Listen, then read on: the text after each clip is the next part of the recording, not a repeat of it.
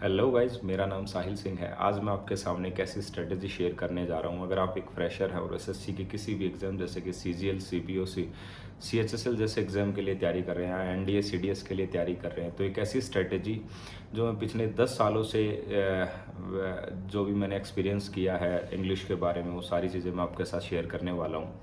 सबसे पहले अगर आप एक फ्रेशर है तो मैं वो चीज़ें डिस्कस करता हूँ जो आपको शुरुआत में करनी चाहिए अपने एग्ज़ाम को क्वालिफाई करने के लिए, खासतौर पे इंग्लिश को स्ट्रॉन्ग करने के लिए, इंग्लिश सेक्शन को स्ट्रॉन्ग करने के लिए। सबसे पहले बात करते हैं, अगर आप किसी भी एग्ज़ाम के लिए तैयारी कर रहे हैं तो सबसे पहला काम जो आप लोग कर रहे होंगे अपनी तरफ से वो ये होगा कि आप अपने किसी भी टीचर से कोचिंग कर रहे होंगे। तो सबसे पहला काम करना भी आपको यही चाहिए। अगर आपको आइडिया नहीं है एग्ज़ाम्स के बारे में कि क्या चीज़ें इंग्लिश सेक्शन से एग्ज़ाम में आती हैं, तो ज़रूर आपको एक बार कोचिंग कर लेनी चाहिए। जैसे कि अगर मैं मेरी बात करूँ, मैं 2014 में मैंने सबसे पहले कोचिंग करना शुरू किया था। और सबसे पहला स्टेप यही होता है कि आप कोचिंग में जाएं। कोचिंग में जाने के बाद आजकल एक जो चीज़ चल रही है, जो क्लासरूम होता है उसमें बच्चे लिखते नहीं हैं, तो वो गलती आप ना करें। सबसे पहला काम यही करें, जब टीचर आपको पढ़ा रहा है जो भी चीज़ें आपको पढ़ाई हैं आप उसको लिखें।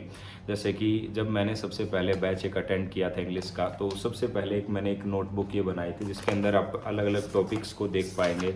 बहुत सारे टॉपिक्स इसके अंदर जो टीचर ने कवर कराए थे, मैंने वो उस टीचर को आइडियल मानते हुए सारे टॉपिक्स को इस नोटबुक में लिखा। इसकी कंडीशन आप देख सकते हैं, इसको कितनी बार पढ़ा गया होगा, क्योंकि चीज़ें जो हैं वो 4 पिलर्स के ऊपर टिकी होती हैं। जब भी लर्निंग की बात आती है, सबसे पहले हमारा लिसनिंग होता है। जब हम क्लासरूम में बैठते हैं तो सुनने का काम होता है, और क्योंकि टीचर बोलता है और हम लोग लिसन करते हैं, उस बात को सुन रहे होते हैं। उसके बाद में स्पीकिंग होता है। कई बार टीचर इतना अच्छा होता है कि क्लासरूम में ही स्पीकिंग करा देता है, जो भी चीज़ उसने पढ़ाई है वो साथ में आपसे बुलवाता रहता है। और इसके साथ में ही नेक्स्ट जो पिलर आता है वो आता है राइटिंग का। आप लोग, बहुत सारे लोग ऐसे हैं आजकल जो फ़ोटो खींच कर काम चला लेते हैं क्लासरूम में। ऐसी गलती आप बिल्कुल ना करें। अगर आप ऐसी गलती कर रहे हैं तो आप सिलेक्शन से बहुत दूर चले जाएंगे।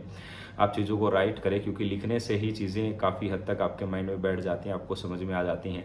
उसके बाद क्योंकि अगर आपने लिखा नहीं है तो 4th पिलर मिस हो जाएगा आपका, जो कि है रिवीजन। आप इस नोटबुक से अंदाज़ा लगा सकते हैं मैंने कितनी बार इस नोटबुक को पढ़ा हुआ है। ये हैंड रिटन नोट्स हैं, जो भी टीचर ने हमें चीज़ें पढ़ाई उन्हीं चीज़ों को मैंने रिपीटेडली रिवाइज़ किया है, बार बार रिवाइज़ किया उन चीज़ों को। इसके अलावा मेरे पास एक और नोटबुक है जो कि मैंने कभी 2014-15 में एक मेंस का बैच पढ़ा था इंग्लिश का, तो उस बैच में मैंने ये नोटबुक बनाई। उसमें भी मैंने सेम चीज़ें की, बैच में बैठ के चीज़ों को समझा और उसके बाद इस नोटबुक को प्रिपेयर किया। तो आप भी ये गलती ना करें जैसे आजकल बच्चे कर रहे हैं। चीज़ों को पहले पढ़ें, टीचर से समझें, उसके बाद क्लासरूम में बैठकर अपनी नोटबुक बनाएं। और ये फेयर और रफ़ कॉपी का कोई भी आप झंझट ना रखें। सीधा आप रफ़ कॉपी में ना लिखें, सीधा फेयर कॉपी में ही लिखें, क्योंकि आप उस लेवल पे पहुंच गए हैं जब लिखने में गलतियां आप ना के बराबर ही कर रहे होंगे। दोस्तों, जब आप इस तरीके से करके टॉपिक वाइज पढ़ लेते हैं, अपने नोट्स बना लेते हैं, टीचर से समझ लेते हैं, उसके बाद नेक्स्ट स्टेप आता है कि चीज़ों को आप प्रैक्टिस कहाँ से करें। जैसे कि आपने कोई टॉपिक पढ़ा है नाउन, तो उसकी प्रैक्टिस करना मैंडेटरी है, क्योंकि जब तक हम प्रैक्टिस नहीं करेंगे तब तक हमें ये पता नहीं चलेगा कि आजकल एग्जाम में कैसे क्वेश्चंस पूछे जा रहे हैं। तो मैं एक बुक रिकमेंड कर सकता हूँ उसके लिए। सबसे अच्छी बुक है नीतू सिंह मैम की एक बुक आती है। आजकल उसका नाम चेंज हो गया, उस समय पे उसका नाम चलता था प्लेन टू पैरामाउंट कर। उसमें टॉपिक वाइज बहुत अच्छे क्वेश्चंस दिए होते थे, जो भी एग्जाम्स में PYQs होते थे मोस्टली, जो भी एग्जाम्स में पूछे गए हैं। तो वो सारे टॉपिक्स जो है हम कवर कर लेते हैं साथ साथ में, जो भी टीचर पढ़ा रहा है। तो आप लोग भी ऐसा करें।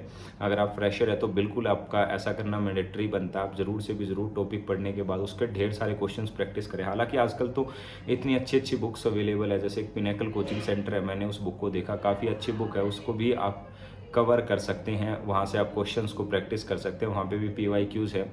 इसके अलावा जो आपको अगली चीज़ जो करनी चाहिए अपनी प्रिपरेशन में, जब आप इस तरीके से करके टॉपिक वाइज चीज़ें कवर कर लेते हैं, तो इसके अलावा वोकेबलरी के लिए भी आप एफर्ट डालें साथ साथ में। क्या होता है, वोकेबलरी क्लासरूम्स में काफ़ी कम पढ़ाई जाती है, पढ़ाई भी जाती है तो वो इतनी सफिशेंट नहीं होती कि एग्जाम में आप उन चीज़ों को डील करें। तो उसके लिए मैंने क्या किया वो भी मैं आपके सामने चीज़ें रखता हूँ। देखो दोस्तों, एक बुक आती थी उस टाइम पे, ये पैरामाउंट की बुक हुआ करती थी, एक टेस्ट सीरीज़ थी। क्योंकि जब आप टॉपिक वाइज चीज़ें पढ़ लेते हैं और थोड़ी बहुत वोकेबलरी आपके पास आ जाती है, तो इस तरीके की बुक आप खरीद सकते हैं। आज के डेट में जो भी बुक आपको अवेलेबल मिले कुछ बुक्स आजकल मार्केट में अवेलेबल हैं, जैसे कि इस तरीके की बुक आपको मिल जाएगी मार्केट में। ये राकेश यादव सर पब्लिकेशन की इंग्लिश की बुक है। इसको मैंने इसलिए ख़रीदा हुआ अभी क्योंकि मैं जब बच्चों को पढ़ाता तो काफ़ी क्वेश्चंस मुझे यहाँ से मिल जाते हैं बच्चों को प्रैक्टिस कराने के लिए, क्योंकि पेपर में दोस्तों वही चीज़ें आती हैं जो एग्ज़ाम में बार बार पूछी गई हैं। तो आप कोई भी 2 इस तरीके की टेस्ट सीरीज़ आप उठा सकते हैं। इसमें सारे PYQs दिए गए हैं, मेरे ख्याल से इसमें 200+ सेट्स हैं PYQs वाले, खासतौर पे SSC के टेस्ट यहाँ पर दिए गए हैं। आप जो भी आपका रिस्पेक्टिव एग्ज़ाम बनता है आप उसके लिए ये बुक, कोई भी बुक जो आपकी PYQ वाली बुक हो उसको खरीद सकते हैं।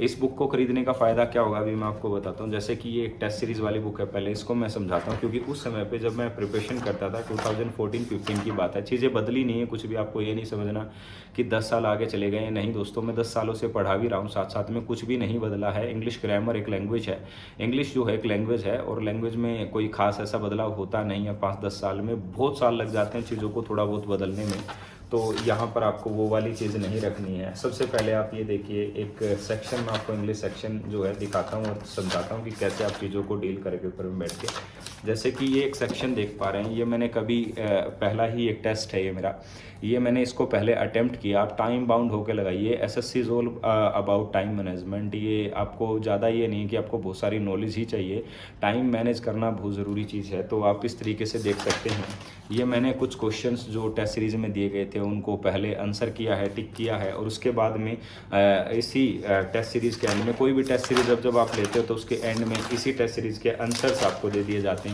वहाँ से आप अपने आंसर्स को मैच करें, और फिर उसके बाद ये देखें आपने कितने क्वेश्चन सही और कितने क्वेश्चन गलत किए हैं।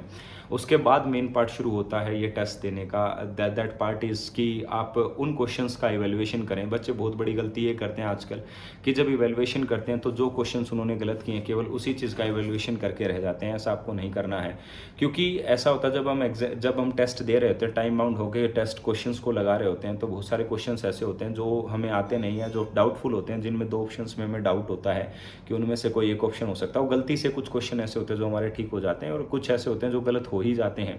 तो गलत वाले तो लोग एनालाइज कर लेते हैं, लेकिन जो क्वेश्चन गलती से सही हुए हैं वे छूट जाते हैं। आप क्वेश्चन नंबर 1 से लेकर 50 तक जितने भी क्वेश्चन या 25 क्वेश्चन जो भी आपने टेस्ट में लगाए हैं, उनको आप सभी क्वेश्चंस को एक बार इवैल्यूएट करें, एनालाइज करें उनको। और एनालाइज करने के बाद में दोस्तों सबसे बड़ा पार्ट जो आता है, ऐसी बुक्स जो हेल्प करती है हमारी प्रिपरेशन में, वो ये है। आप देख पा रहे हैं, ये एक बड़ी सी लिस्ट आपको देखने को मिल रही है। इंग्लिश सेक्शन में जितने भी क्वेश्चंस मुझे देखने को मिले थे वहाँ पर, जो वोकेबलरी के ऊपर बेस्ड क्वेश्चंस थे। देखो ग्रामर वाले क्वेश्चंस में क्या होता है कि आपने कॉन्सेप्ट को पढ़ा, ग्रामर में ये समझा कि उस पर्टिकुलर सेंटेंस में क्या रह रहा है, क्या इंप्रूवमेंट पॉसिबल बन सकता है, और क्या पॉसिबल क्वेश्चन फर्दर बन सकता है। वहाँ से लर्निंग उसके बाद ख़त्म हो जाती है। लेकिन वोकेबलरी एक ऐसा पार्ट है जहाँ पर अनलिमिटेड चीज़ें आपको देखने को मिलती हैं। जैसे कि आप इस बुक में देख पा रहे हैं कि इसमें मैंने टेस्ट देने के बाद जितने भी वर्ड्स इस टेस्ट में डिफ़िकल्ट आए थे वो सारे इस बुक में आपको देखने को मिलेंगे। तो आप एक काम कर सकते हैं, जैसे मैंने जितने भी वर्ड्स जो मुझे नहीं आते थे मैंने उनको सर्कल कर लिया, और जितने आते थे मैंने उनको केवल अंडरलाइन करके रखा है। मेन पार्ट यहीं से शुरू होता है। ये अंडरलाइन जो वर्ड है दोस्तों, उसके बाद मैं एक डायरी मेंटेन करता था, और आज भी मैं डायरी मेंटेन करता हूँ, क्योंकि ये जो ग्रामर है वो फिर भी एक लिमिटेड पार्ट बनता है, लेकिन वोकेबलरी की जब बात आती है तो इतना बड़ा पार्ट बनता है कि आप चीज़ें सीखते रहिए, ज़िंदगी भर ख़त्म नहीं होंगी। एक कोई भी डायरी आप खरीद सकते हैं। जैसे मेरे पास ये एक डायरी थी, किसी फ्रेंड ने मुझे गिफ्ट की थी किसी ओकेज़न पे। तो देखो ये जो वर्ड होते थे, जो वर्ड्स मुझे आते नहीं थे, उन वर्ड्स को मैं इस डायरी में इस तरीके से करके लिख लेता था। आप देख पा रहे हैं कि हाइलाइटर से मैंने हाईलाइट भी कर रखा है, और इन्हीं वर्ड्स को मैं जो है सुबह और शाम जैसे मुझे टाइम लगता था, फ्री टाइम लगता था, मैं इनको पढ़ता था। ये जो डायरी आप देख पा रहे हैं, इस डायरी में आपको जितने भी वर्ड्स देखने को मिले सारे वोकेबलरी से रिलेटेड है, ग्रामर के कॉन्सेप्ट यहाँ पर नहीं है। तो ये जो पार्ट आप करते हैं ना, तब आपकी वोकेबलरी स्ट्रॉन्ग होती है। अदरवाइज वही है कि आप भीड़ का हिस्सा बने रहते हैं। देखो ये एक मैंने चीज़ों को थोड़ा सा विजुलाइज भी किया है। चीज़ों को विजुलाइज करने के लिए मैंने एक जो है एक ड्राइंग भी बनाई है। देखो मैं इस तरीके से करके ड्राइंग बनाता रहता था साथ में, ताकि एक माइंड में एक पिक्चर क्रिएट हो जाए कि एक्चुअल में एक वर्ड कहना क्या चाह रहा है। केवल वर्ड को डेफिनेशन से याद करना ही सही नहीं है, उसको फील करना भी पार्ट बनता है कहीं ना कहीं हमारी लर्निंग का। ये देख पा रहे हैं सारा का सारा पार्ट आप इस नोटबुक में जो भी मेरी डायरी मेंटेन की मैंने वोकेबलरी की दिया गया है। कुछ वर्ड्स ऐसे होते थे जो मुझे याद नहीं होते तो मैं उनको हाईलाइट कर लेता था। जो चीज़ें याद हो जाती थी तो उनको बार बार हाईलाइट करने की नीड नहीं होती थी, क्योंकि जो चीज़ें आपको याद हैं तो वो आप जल्दी से भूलते नहीं हैं। जो चीज़ें आपको याद नहीं है उनको बार बार रिवाइज करने की ज़रूरत पड़ती है। तो इसीलिए नोट्स बनाना, इसी प्रकार से अपनी डायरी मेंटेन करना, वोकेबलरी को मेंटेन करना मैंडेटरी बन जाता है लर्निंग के लिए। जब आप इतने सारे देख पा रहे हैं, आप ये बहुत बड़ी डायरी है इस तरीके से करके, और इस डायरी में इसकी खास बात यही है कि ये डायरी फुल ऑफ वर्ड्स है। इसमें बहुत सारे वर्ड्स देख पा रहे हैं आप लोग, ये वर्ड्स लिखे हुए हैं बहुत सारे। तो मैंने इस तरीके से करके इस डायरी को मेंटेन किया है। इसमें मैं थाउजेंड्स ऑफ वर्ड्स दिए गए हैं, हज़ारों शब्द इसमें दिए गए हैं। इतना ही नहीं दोस्तों, ये अकेली एक डायरी नहीं है, देख पा रहे हैं आप साइज़ काफ़ी बड़ा है इसका। ऐसा नहीं कि छोटी मोटी कोई डायरी, आप बड़ी सी एक डायरी खरीदिए। ये डायरी आपको जीवन भर लाइफ लॉन्ग काम आने वाली है। बिलीव में दोस्तों, मैं पिछले लगभग 9-10 साल से पढ़ा रहा हूँ और ये मुझे काफ़ी हेल्प करती है। कोई भी शब्द मुझे ऐसा क्लासरूम में कोई बच्चे का डाउट के तौर पर ऐसे खास कोई दिखता नहीं है जो मुझे नहीं आता, और रीज़न वही है कि मैंने उसके पीछे मेहनत की है, सालों की मेहनत लगी है। तो आप भी ऐसा करें, तभी आप एग्ज़ाम में जो है एक अच्छा स्कोर कर पाएंगे। आप देख पा रहे हैं एक और डायरी इसके जैसी ही, ये 2 अलग अलग डायरीज़ हैं जो एनवायरनमेंट से रिलेटेड किसी ने गिफ्ट में दी थी। तो ये दोनों डायरीज़ मैंने मेंटेन की। यहाँ देखेंगे इसमें टोटली ईडियम्स आपको देखने को मिलेंगे। जितने भी ईडियम्स जो एग्ज़ाम में पूछे गए जो मुझे याद नहीं थे, मैं क्या करता था, इन डायरी के अंदर लिख लेता था और उसके बाद फिर वही रिवीजन वाला जो है कॉन्सेप्ट शुरू होता था। तो आप देख पा रहे हैं इसके अंदर भी काफ़ी बड़ा पार्ट जो है, ये पूरी डायरी इस तरीके से करके, इसका मैक्सिमम जो पार्ट है दोस्तों वो इसी तरीके से ईडीएम से भरा हुआ है। तो आप जानते हैं वोकैबुलरी कितना इंटीग्रल पार्ट रोल प्ले करती है हमारे सिलेक्शन में। तो आप इस तरीके से अपनी डायरीज़ मेंटेन जरूर कीजिए, क्योंकि ये डायरी अगर आपने मेंटेन नहीं की तो आप कभी भी वोकैबुलरी को बहुत अच्छे ढंग से नहीं सीख पाएंगे।